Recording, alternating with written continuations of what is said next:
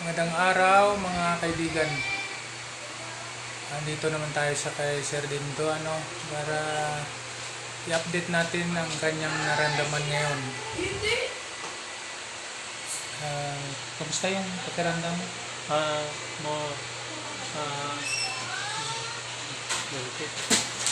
Sila magalang Magaan.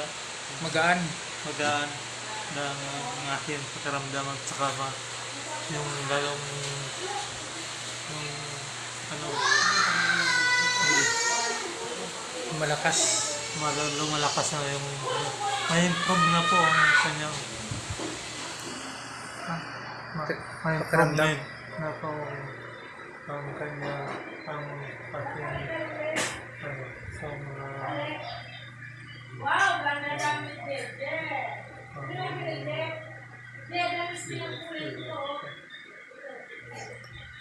kinakabahan ako. Kinakabahan pa.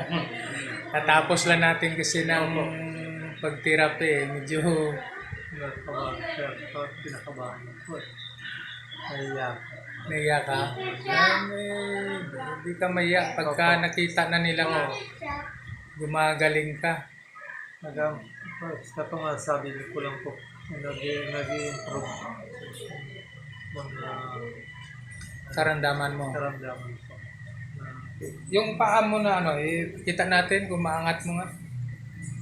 Yun. Dati hindi maangat. Hindi yan. Saka, pagano pa, higa ka na. Higa lang ka talaga, hindi ka Wala. Higa ka na talaga. Opo. Dyan. Saka ayaw mo magsalita. Ayaw may pag-usap sa mga tao. Parang lagi akong aburido. Ang lang kasi hintayin lang natin yung kamay mo. Bigla lang yan naangat sa atin patuloy nga pag sisikap awa ng Panginoon, ikaw babalik sa normal. Pakita natin yung yung paglakad mo kung nakakalakad ka na ng bagya. Sige. Nakakatayo na siya. Lakad. Yun. Lakad na. Lakad. Sige. Nakalakad. Yun lang. At natuwa tayo nga ganun na. Kalakad ka na. Hindi na ako yung pahilahilan. Kunti lang, bagya lang. Darating ang araw na talagang babalik ka sa normal. Mayroon tayong mga experience na ganyan din.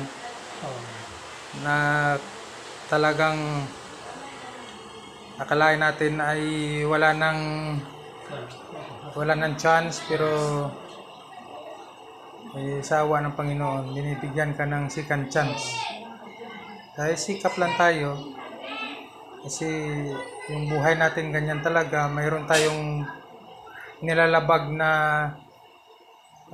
lalo ng health law, yung batas ng kalusugan nga dapat lang ang kainin natin, ang ating practice, lalo na yung lifestyle natin, kailangan babaguhin natin para naman mag-improve ang ating health.